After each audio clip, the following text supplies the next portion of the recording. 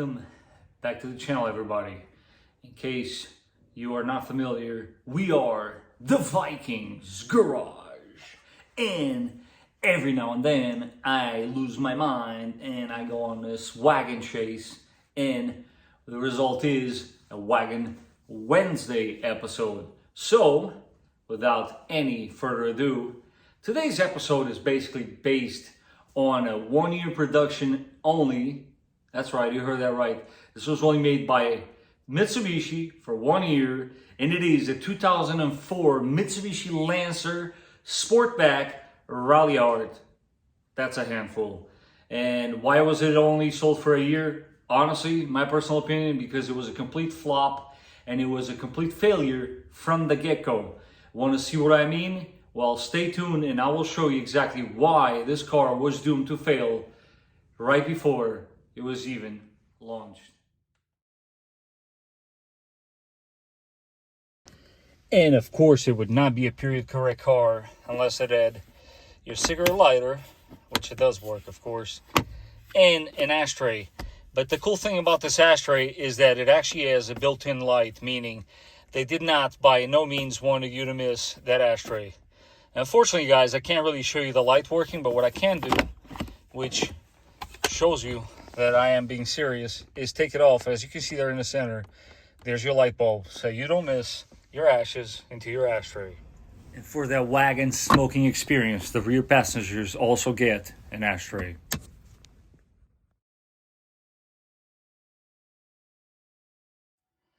Now the cool thing for this car, for that price point, is that it came with a leather wrapped shift knob and steering wheel. It does have these Alcantara inserts, but that was added after the fact. These are indeed leather wrapped items. And again, at this price point, the sound system on this car was actually very, very unusual. You get one speaker in the door for both front passenger and driver, and one in your A-pillar. As for the rear passengers, no rear door speaker was available. Now you're probably saying to yourself, wait a second here, so there is no speakers for the rear? Incorrect. What Mitsubishi did was more of a surround system type of sound, because on your C-pillar for the rear passengers, you have one speaker on each pillar.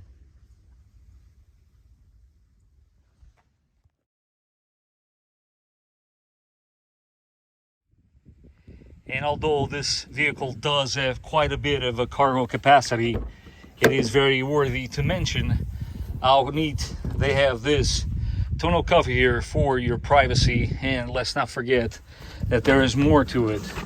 Once you put away the cover and look underneath here, I mean, ignore the amplifier, but there was another secret compartment on both the center and, of course, these side pockets.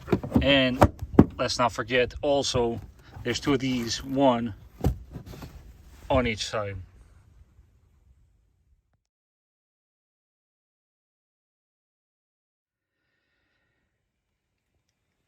Now, what is to me a super simple design that you can see here with this interior, there is one thing that still blows my mind till this day.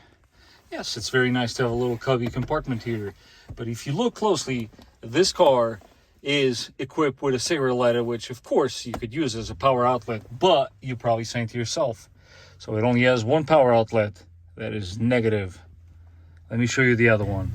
You come to the back of the Sportback Ralliart, and if you look to your right, very unassuming and very hidden, oftentimes most owners don't even know it's there, but you do have an additional power outlet in the rear. That, my friends, is what I call attention to detail. Oh yeah, that brings me to another one. How many dome lights do you think this car has? Well, check this out.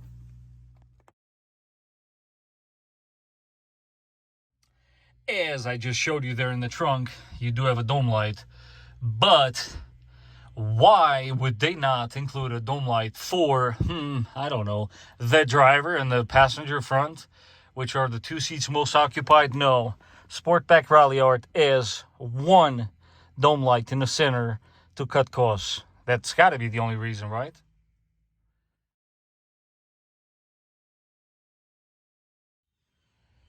Did you know that on your Mitsubishi Ralliart, you actually have two spots that you can adjust your fog lights up and down, right and left, with simply your Phillips screwdriver? Now you know. And did you know that it does have a coefficient drag of 0.3, which is the same as a Honda NSX, Koenigsegg CCX, and a Nissan 300ZX? Not bad, not bad. It's just too bad that its estimated top speed is about 118 miles an hour.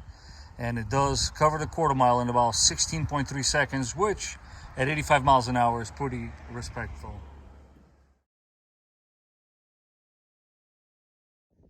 And did you know that it came equipped with a 2.4 liter, a 4G69, which was rated at 162 horsepower and 162 foot-pounds of torque at 4,000 RPM. That, my friends, is the same exact torque as my Honda S2000. And that, I believe, is pretty impressive when you consider that you could have this for less than $20,000.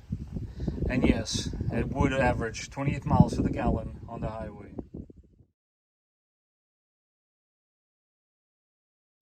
And of course, as I'm sure some of you have already noticed, the wing installed in this particular wagon is out of a Mitsubishi Evolution because it is a little more aggressive.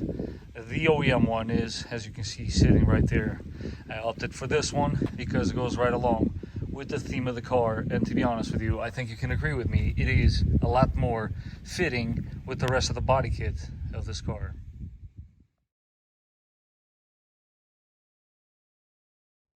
And when it came to suspension, it did come with a sport tuned suspension that made it a full inch lower than the regular model to a height of 57.3, and also a sport tuned exhaust that gave it a whopping 2 horsepower more over the stock one.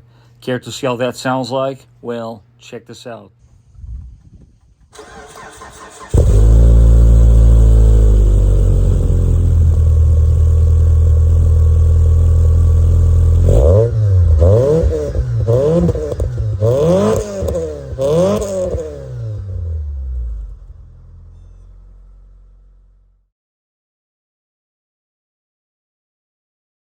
Yeah, there's lots of clues going on as I show you guys.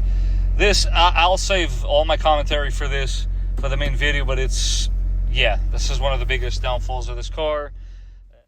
The seats on the other end are the most favorite thing for me in this car. Why? Now the connection right there, they're coming straight out of a Mitsubishi Evolution GTA, which is a Japanese market model only.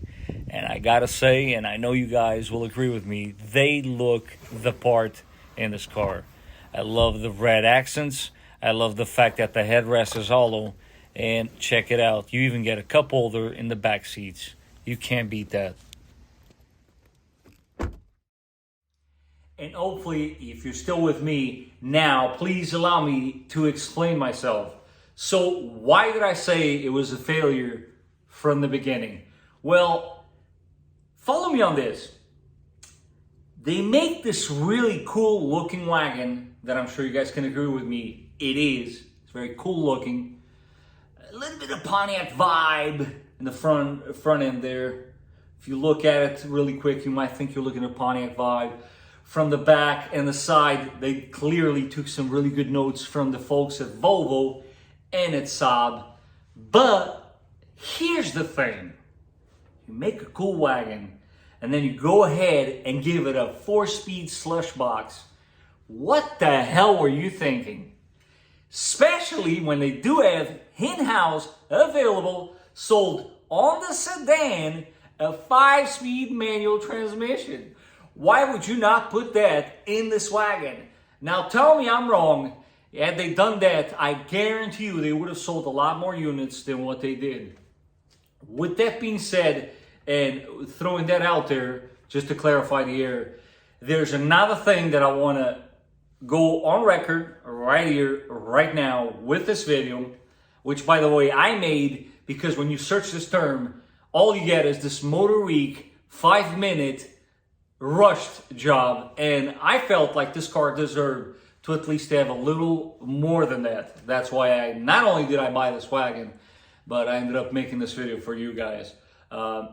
There's a misconception out there on the internet, and now the reason why you should never believe everything you read on the internet.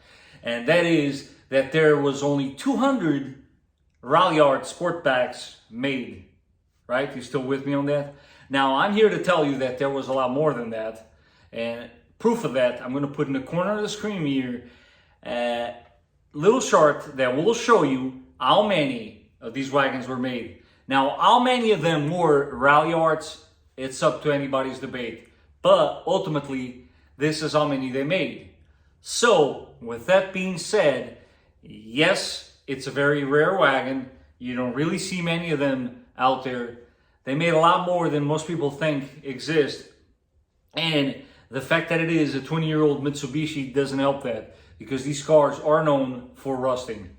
This one, for some odd reason, was not that rusted, but there you have it. Not stock. I wish I would have got you guys a stock form one. I'll post some pictures of one that I found in a ad in a stock form. My car would have looked like this one if it had not been painted. Which, by the way, the color that they painted it was a Chrysler color, and it is called ceramic gray. It's a color that you will find on a minivan or a Chrysler 300, which is now also discontinued. Anyways, guys, my rambling is done. I am going to go ahead and take advantage of my day off, and I'm going to go car shopping. That's right. Stay tuned, because we are going to have another one in the channel. And until next time, if you do have a wagon and you want me to shoot it, please let me know in the comments down below, or reach out to me on Instagram. And until the next time, I want to take this opportunity to thank you for watching. If you do have one of these wagons, make yourself known, leave a comment down below, tell me where did I miss.